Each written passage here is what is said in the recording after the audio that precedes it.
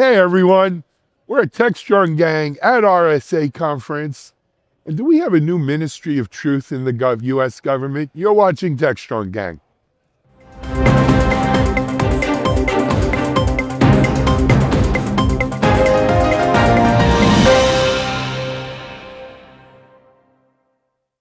Hi everyone, it's Alan Shimel, and we are at RSAC Conference 2025. We're filming this on Wednesday. You're watching it on Thursday. But it's been a great 2 days, well, 3 days actually now of RSA Conference. Everything you expect in a good RSA Conference. Tons of learning, great networking, a lot of people, a lot of crowds, a lot of news, a lot of security reports. And of course, what would an RSA Conference be without having some government officials talking to us about what the role of government is in the cybersecurity industry? Because of course they know.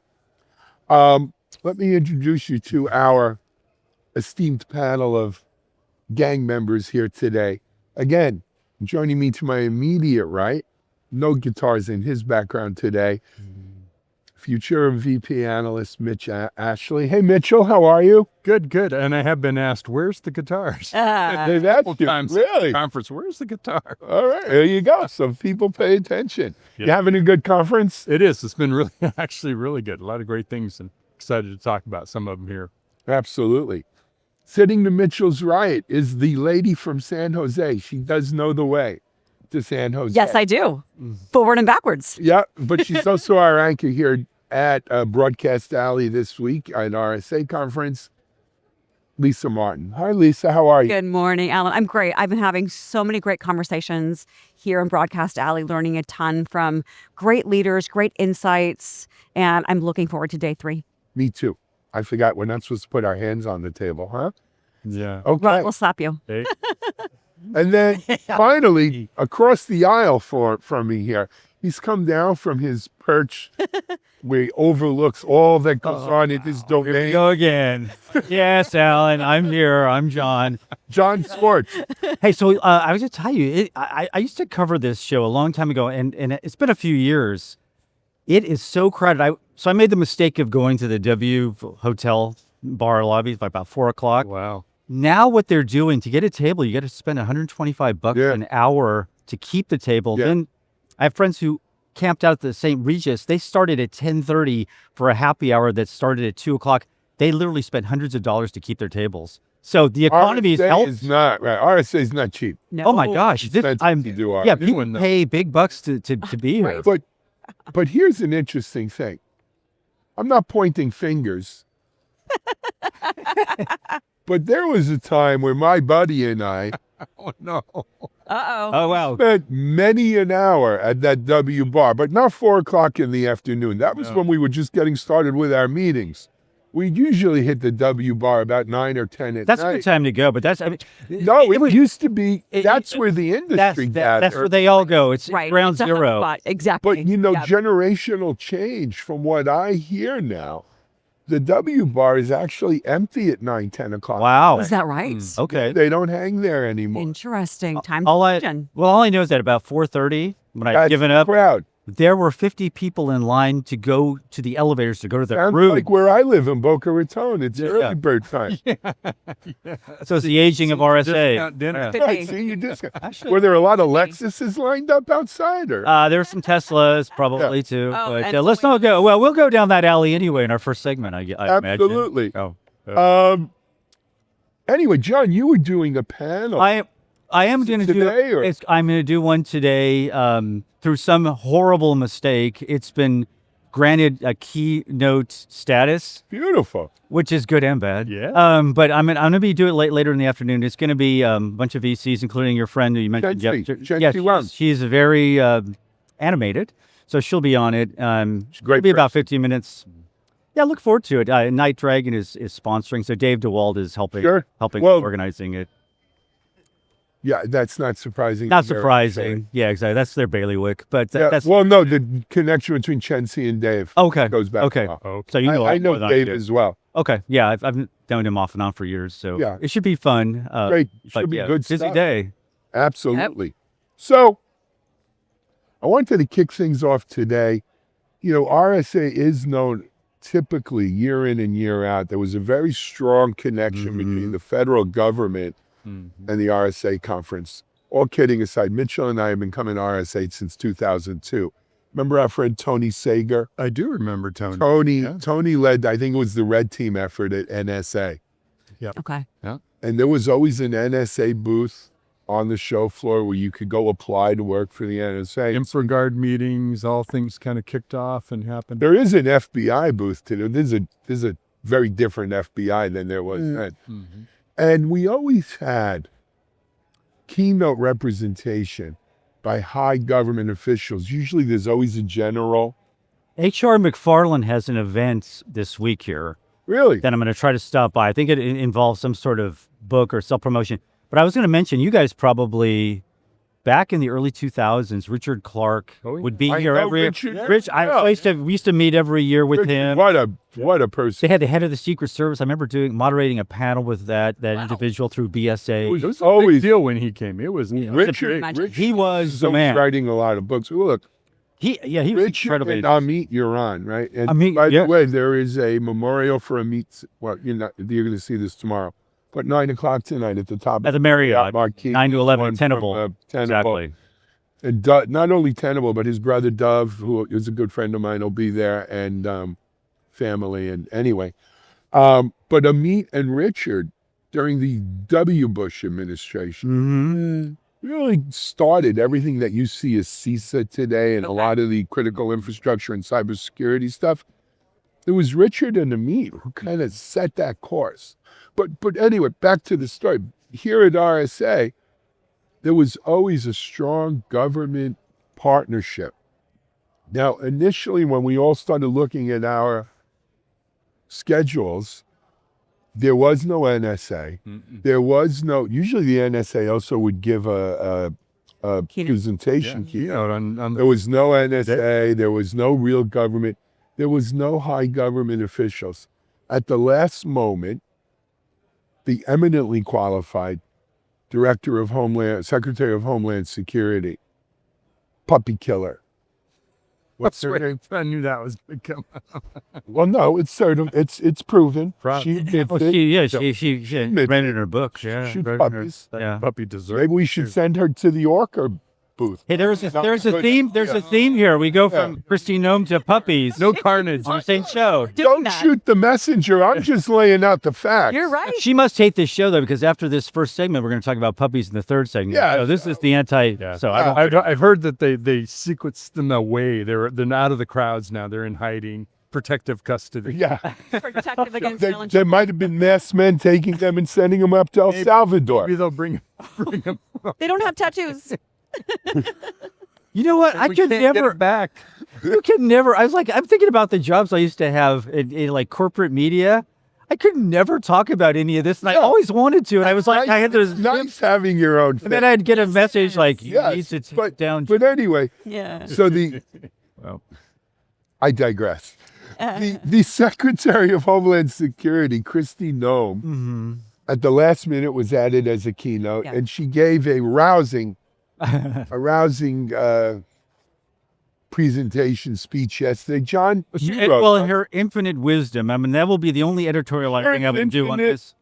I'm being very facetious. Okay. Yes, but anyway, she is advocating a move to work more with the private sector as our government is defunding CISA or cutting it to the bone. And that's basically the gist of what she wants to do. Yeah. And Well, she didn't frame it that way. no, I'm giving you the sanitized version that like a Wire story would do. But yeah, maybe you should. Yeah, it's a ministry of truth, essentially. Yeah. Yeah, I mean, what she said is we're going to bring CISA back to its original mission, which was to protect the critical infrastructure of the country. And as a matter of fact, it's not their mission to comment on non-critical infrastructure things such as the excuse me. I yeah, got a cough drop here. No, that's right. Tickle there. Yeah. to comment on whether our elections have been hacked. So or it's basically anything like that. encouraging businesses to share information with. Well, no, but Elaborate. here's Isn't that been kind of a thing? Isn't that kind of a yeah? We've been yes. doing that? But here's the thing. I spoke about this the first day. It's not RSA Conference. It's RSAC Conference now.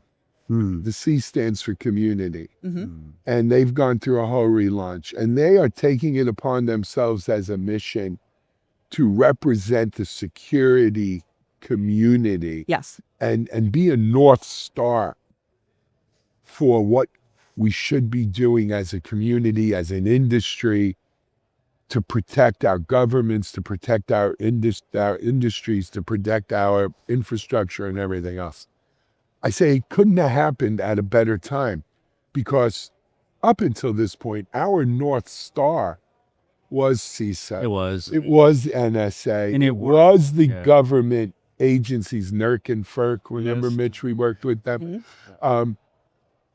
And what they're really doing, and again, this is right out of the Trump playbook, they're pulling the U.S. government out of a leadership role. We no longer are leaders. We don't want, let the private industry figure it out. Let the private industry run the prisons. Let the private industry run the schools.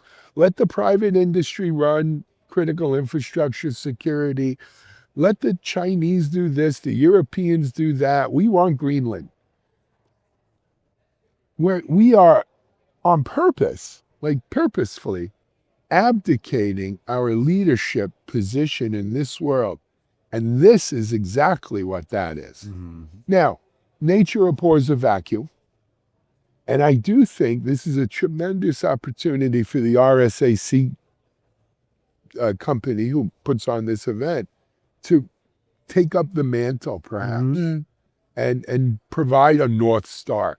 That's an optimistic view, like a realistic view, because in a sense, I would tend to trust the private sector a hell of a lot more than I would trust the Government. people in charge of our government right now, especially her. Today. Yes. Today, for the next several years. Yes. Well, And- she has no... She has no Who's the woman who shot puppies and was the governor of Right. one of the Dakotas? Right, That's her claim to fame. right. And she likes to wear a lot of Why do we jewelry. need 2 Dakotas? But anyway. That's well, because they get extra senators. Oh,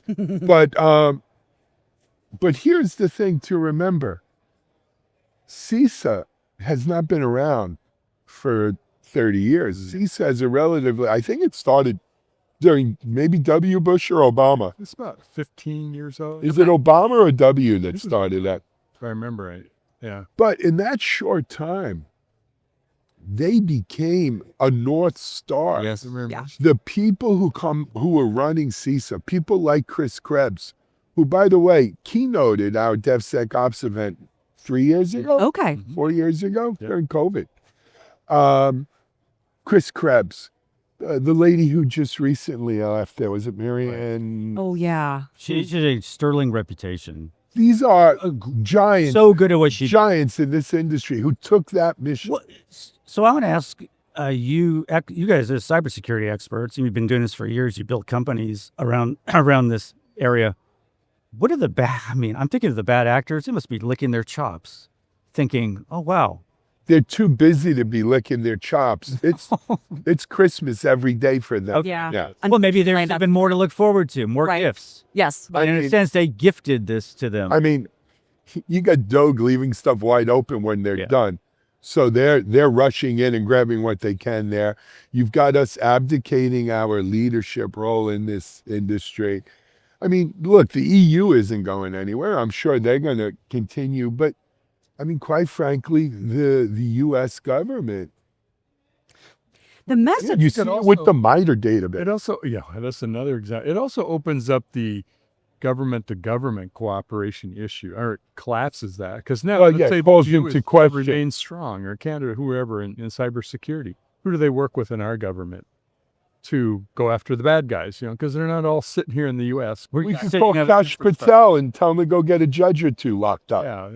Yeah. The message was interesting, very crafted, pushing CISA back to the basics, back to basics approach, aimed at hardening defenses. Well, you're saying it's Christmas every day for the adversaries. Yeah. When their message is, no, this is going to harden the defenses against these adversaries who demonstrated that they have capabilities to to hit critical infrastructure. So the message and the meaning are divergent from what I can understand. And it implies that we've let off the gas on hardening infrastructure. Yes. We have, and I don't think there's no evidence that that's the case. Matter of fact, I think we're more worried about that happening now without a strong leadership role. A question for you, Alan, is do you think, I'm not saying this in a bad way, but do you think RSAC has the leadership, has that presence to be able to step in and fill that void? It's not an easy thing to step into, You know, I feel like the little boy who goes in the room full of horse manure. There's a pony in there somewhere. Well, we need a pony. Yeah. And so what kind of pony do we want? You can't, to have a private company do it, there's no single vendor. You can have Palo Alto do it, Cisco, IBM. Yeah. They have their own agendas. It's akin to open source. You need that foundation, non-for-profit foundation that allows the co-opetition of the entire industry to come together Which is essential. to provide that North Star. Who else? I think this is the biggest cyber conference in the world. They want to extend it to, the community and make it an everyday 24/7 thing. I really think they're in the best position to provide an infrastructure to build that kind of industry leadership that we're going to need to replace what we're losing from the federal government. Well, I have an announcement to make. I have started a petition to nominate Alan Shimel. No. I'm already president of my HOA. It's quite enough. That's as much power as you can handle. Yeah. It's like a classic example, like just tearing something down to the studs of a foundation, breaking something that works, and then deciding kind of ad hoc, we're gonna have a collection of folks fill the gap. We don't know how it's going to happen. It's kind of reminds me at a time when the attack surface is just spreading. There's more and more vectors. There's more software. There's more applications. There's more technology in the hands of the bad actors. The timing, it was just abominable. Yes. I mean, and this is what they do. We're on the island. We've talked about this. We're alone, and they don't trust. And I'm speaking pejoratively. They don't trust experts. No. So that they don't trust science. They don't trust science. So in a sense, they've opened this can of worms, and there will be consequences, obviously. Yeah. And they'll blame someone else. And this is just the same path we're going to take over and over again. Yeah. Until the next one. I'm going to end this one with Free Chris Krebs. You're watching Techstrong Gang.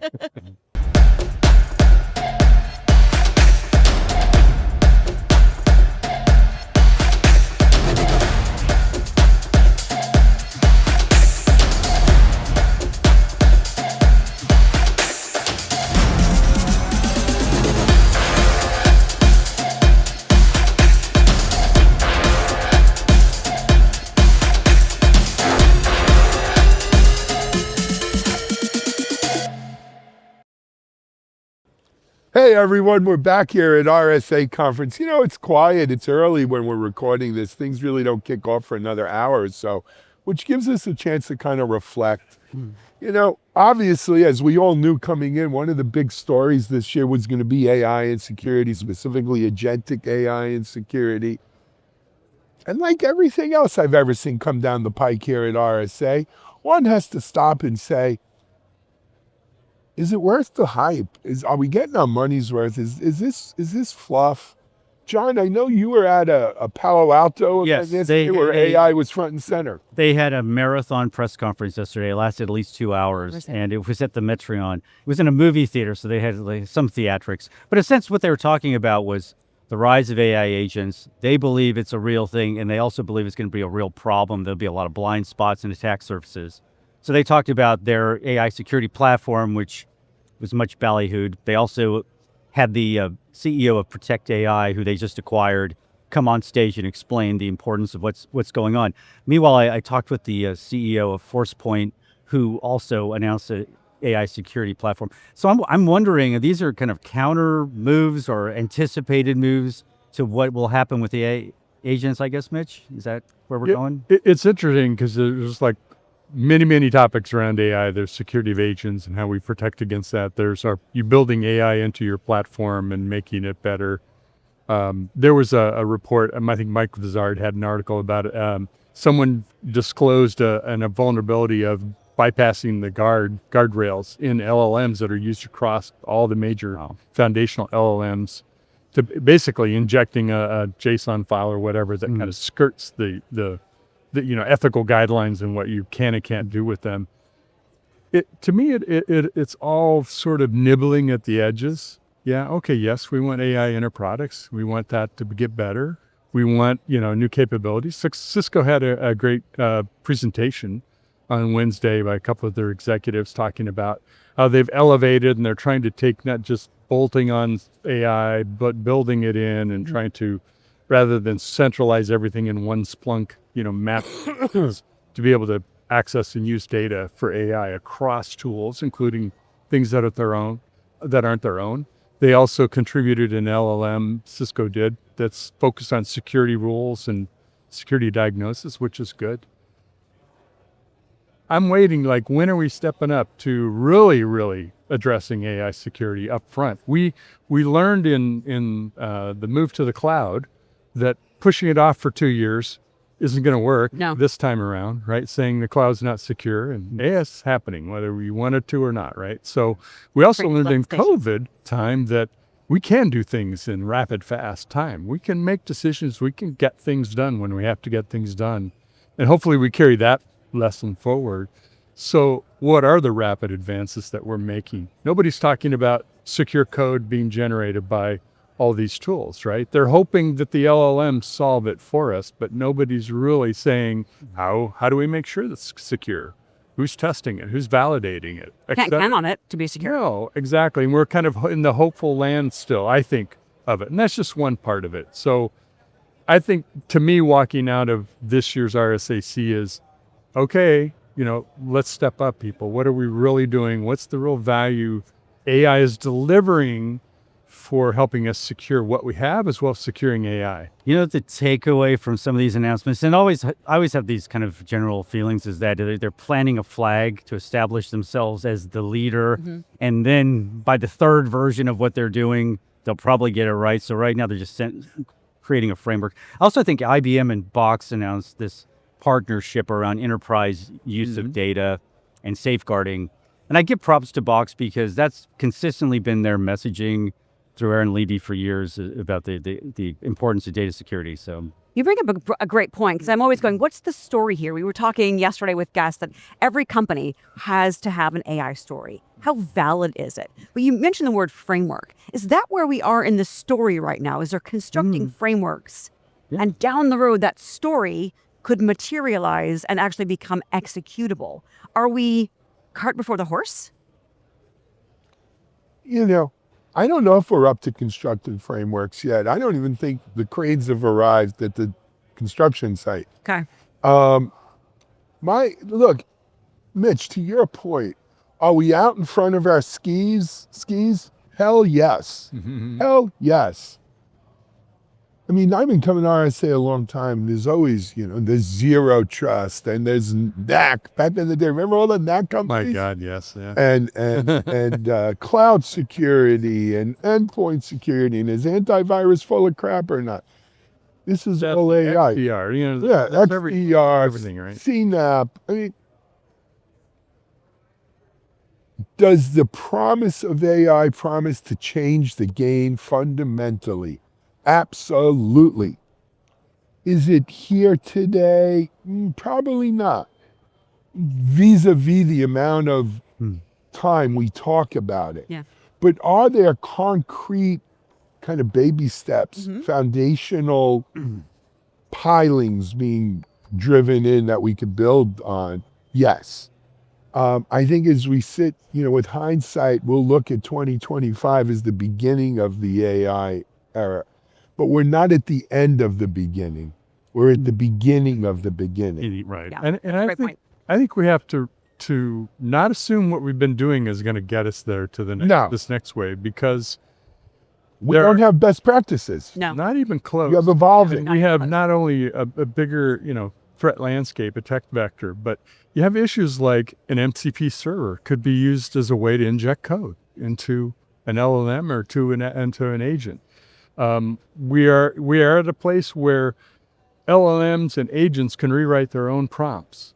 So talk about a way to inject code, right? So these are things we don't do well today in code because it's much more difficult to do. It's easy to do in an AI environment where a prompt can rewrite a prompt, or reasoning LLM can rewrite its own kind of path of how it's going to come up with an answer. Can I ask you a question? It just doesn't just extend to AI, but just to all technology in the security field. I know it evolves more slowly than the advances in the waves of cloud or AI. Are there like certain incidents that are learning experiences that evolve the security in a specific area? Like, do you have to have some sort of incident or some sort of flaw that is not publicized but is known internally to kind of move into the next step? Does that usually you have to learn from something that's broken? Definitely the target breaches, we can name the Log4j, there's always a very public thing that gets a lot of attention. That brings more attention to the issue of security of an open source or whatever it might be. Data breaches. I mean, data breaches, supply chain. Those are as common as fingernails. I mean, we have this. You got to fundamentally understand the security industry. Fundamentally, the security industry is a cat and mouse game. You got the good guy, you got Tom and you got Jerry, right? Jerry's the cat. Yes. Tom, the mouse, is a little faster, a little more nimble than Jerry. And he's always out ahead, stealing the cheese. Who stole my cheese? Over the 30 years that I've been involved in security, that's been the MO. We're always in a catch-up mode. We're always one step behind the mice. So the thing that struck out at me, and I don't think this was in the intention of Palo Alto Networks, so they had a slide they showed with all the potential things that could go wrong across multiple quadrants. And I'm looking at it and I'm thinking, there is going to be something that they don't quite have their finger on that's going to happen. And they'll learn from it. But I'm just thinking, this is not an all solution. This is always what it is. The bad guys do something, and then we close that hole down. Then they do something. And it's very hard to anticipate what that next hole is. But the thing that doesn't work anymore, CFOs, CEOs, executives don't buy the FUD. We've been through the FUD era of, now they're in the FOMO phase now, right? Exactly. They're on the other end of it is, I don't know how we're going to do it, but we're going to leverage AI to be competitive, more competitive, make more money, et cetera. How we're going to do it. And you people better figure out how to do it. I'm actually writing I'm so glad you said that because I started writing a story about that concept. Yeah. We'll see how it goes. It is. I mean, they are now, they're making bets that we're going to make advancements in the benefits to the business. Yeah. Actually, I led a workshop yesterday, an executive CISA workshop. And it went very well, by the way. It went extremely well, not because of me, but because the people we had there were phenomenal. It was because it was a Techstrong event. Well, that's true. The branding did help. Yeah. So, and one of the contributors, it was a Chatham House rule, so I can't attribute to people, but one of the contributors said a pivotal point in their career, their security career, was when they made this fabulous presentation to the CEO, had all their data, here's what the threats are, and here's what we have to do to fix it and all that. And the CEO said, thank you very much, project denied. Whoa. We walked away and like, WTF, I thought I had a really compelling story here. What did I do wrong? And the CEO said, there's nothing in there about how this is going to help my business. Help us be more competitive. I know we have to protect it. That's all FUD. I don't care about that. And we're at that. We live that now. We lived through that. They're not going to buy the FUD. I would say that's not, here's if you look at my timeline, I think, Mitchell, when you and I were at Still Secured, that was, let's say, from 2001 through 2008, something like that. That very much was the case. Yeah. I think sometime around 2012, 2015, CISOs learned to talk business. That guy who got shut down. Yeah, exactly. That's learned, hey, next time I do a presentation, I'm going to make it about the bottom line. The business. Yes. All about and we went on a cycle from about 2012 till about 2024, where we got really good at squeezing budget out of the C-level through FUD or just, newspaper stories or just talking business. And man, security budgets boomed. Boom. We bought stuff, every shiny trinket out there we bought. And about a year or two ago, we started seeing a pushback, a blowback. The exec teams, not the CISOs, right? You know, the CISO came in my business speak, let me tell you why I need to increase the budget by 12% this year. And the C-level says, time out. We're done. We're done.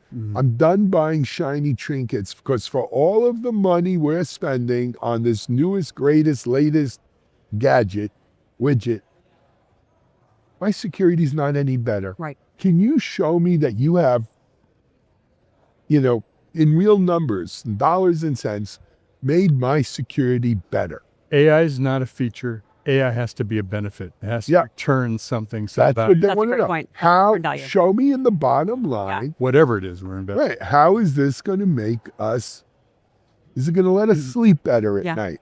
Is it going to make us more profitable? Is it going to keep us, can you guarantee me it's going to keep me out of the Times or the Journal as the next story? Yes.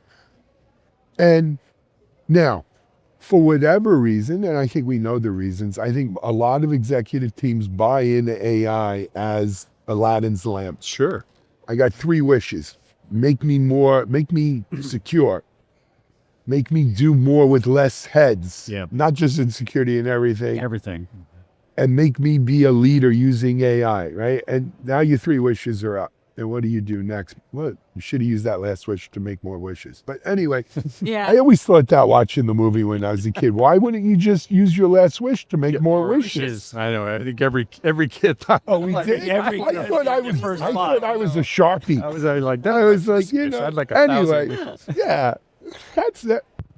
Anyway, I think that is the problem in security. So now these CISOs who are very business savvy have learned to be business savvy through, you know, Darwinism, are using AI as that blunt instrument to get budget.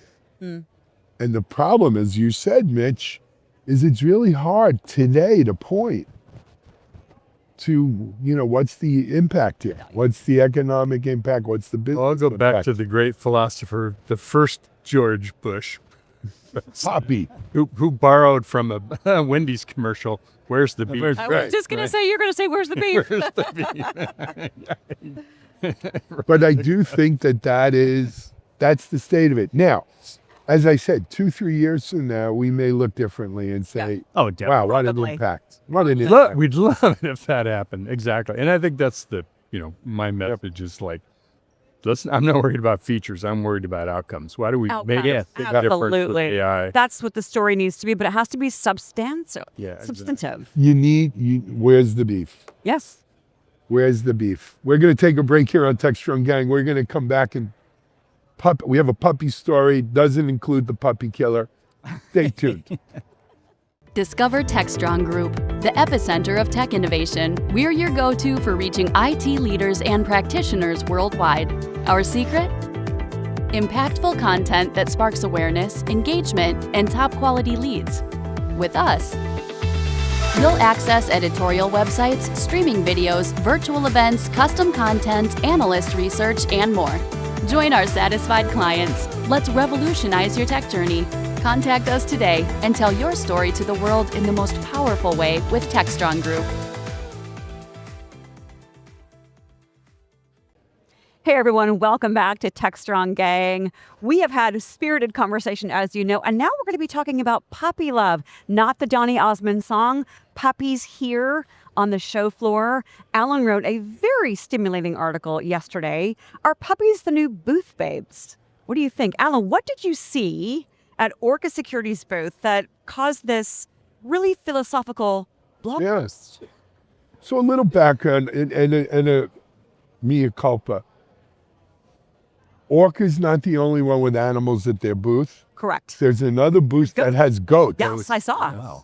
And there are some people who make a clear distinction between farm animals and dogs and cats. And that's okay. If you're one of the people who do that, I'm good with that, right? But So I'm walking the booth floor as I often do at RSAC. I do one day, I'll walk the floor and that's it. And I walk the floor and I come to the Orca booth, and full disclosure, Orca's been a customer of ours. Avi Shula, the co-founder there, is a friend. My good friend Andy Ellis is one of the VCs behind Orca. I have nothing against Orca here. This isn't that thing. But they have a pen with puppies running around, and they let a few people in to actually handle the puppies and everything. And they've got dozens, hundreds of people, around the pen looking in, and the lights of the show and everything else. And the noise. And the noise and everything. Now, Mitch and I, back in the day, we would go around and take pictures with booth babes. And then It wasn't just about the picture. no, I would tell me then I had a blog called Still Secure after all these years, which became A Shimmy after all these years. And I would publish those pictures and shame the companies Good for you. that were doing it. And Andy Ellis, who I mentioned at Orca, he led the charge, went to the RSA people and said, I'm going to start naming names and calling out. And these were booth babes who were not just, an attractive person at the company. No, they were hired They talent. would wait at the door and for somebody to hire them to come just stand and do whatever. No, they were, They dressed up in scantily space alien clad outfits or women, whatever right. they're. And they knew nothing about security. Right. There's no context. Cast a bad light on women in security Sure. in general. Sure. So I've always been against that kind of exploitation. And to me, this smacked exploitation. Yeah. Now, I did not see any sign. I saw a sign that said this was from A rescue? not a rescue. I saw a sign that was from a for-profit company Okay.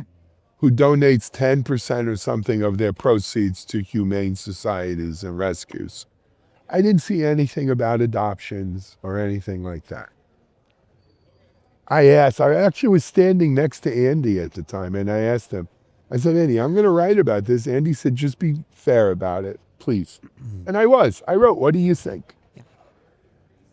I don't think, right?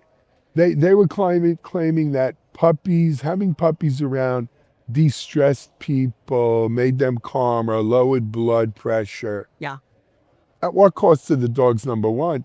And I think that's very true. If you brought puppies to the office, I bring my dog to my office.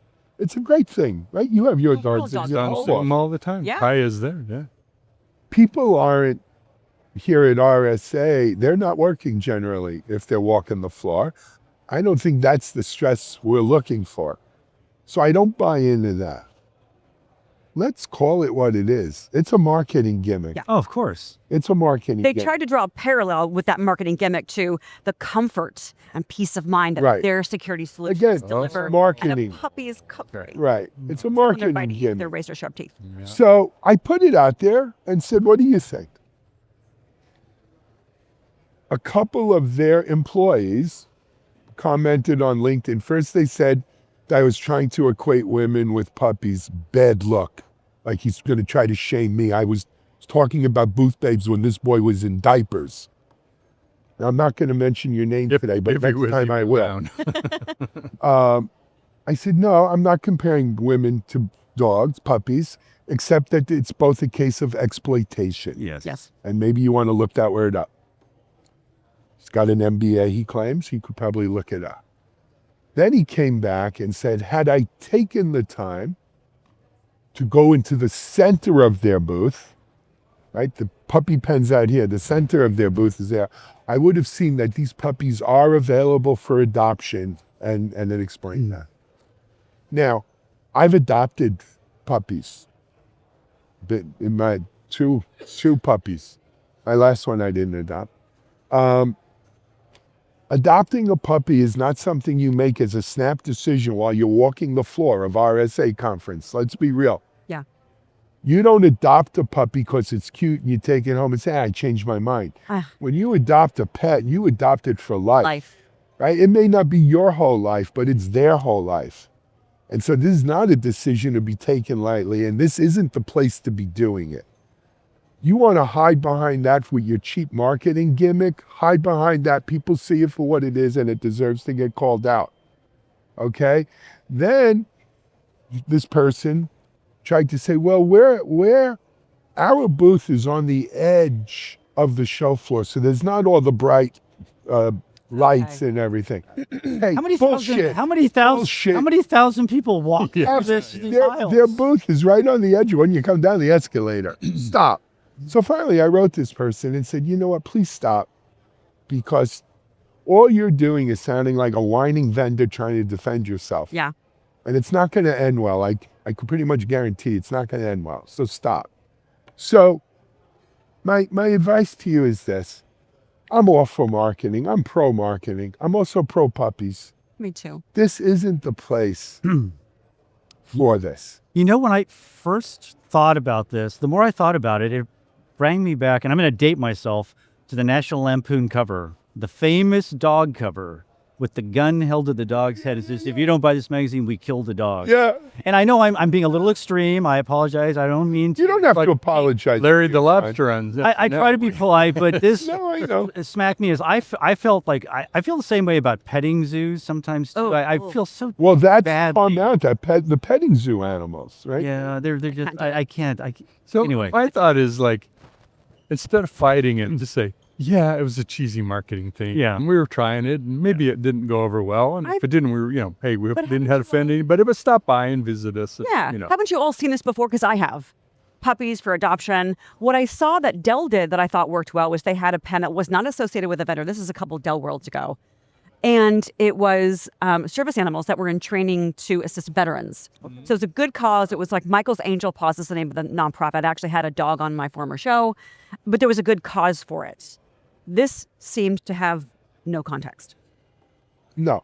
I think they got called on it and they tried to, and they got defensive. And that's probably the worst thing to do. Lesson 101. I think what they also probably want is like a TV crew to be walking by to do a cute little feature.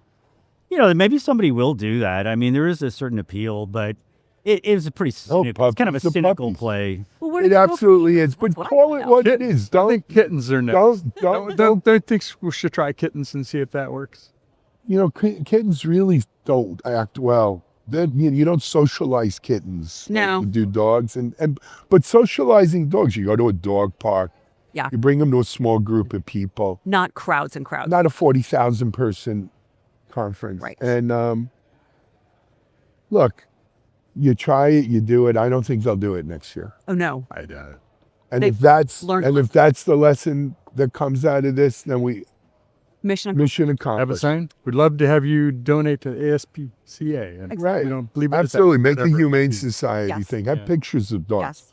Or, as I said in my article, let's get an AI-empowered dog I was robot just going to say, get a Yes. robo dog. Yes. And that would be and a let very them cool thing. play for with it. dogs. That would be really cool. And Who's also a appropriate. security Yes. Yes. guardian. Robo the security dog. Yeah. Yeah, That would be Robo. cool as Robo. stuff. Yeah. I don't know. Anyway, but this is why I come to RSA. I love these kinds of stories. We're going to have to pull the plug on our Techstrong Gang. What a great day. No puppies were harmed in the making of Oh, nice. No puppies were Very harmed nice. or shot in the making of this top-selling Techstrong Gang. magazine cover. We can't speak in to their her history. Noem's presentation. Yeah. Not here. Hey, if you like what you're seeing here, stay tuned for the rest of Techstrong TV today, because we've got a lot of great stuff coming at you. But until then, on behalf of John and Lisa and Mitch and myself, thanks for joining us. We've got live RSA coverage coming your way all day. I'm Alan Shimel, and we're out.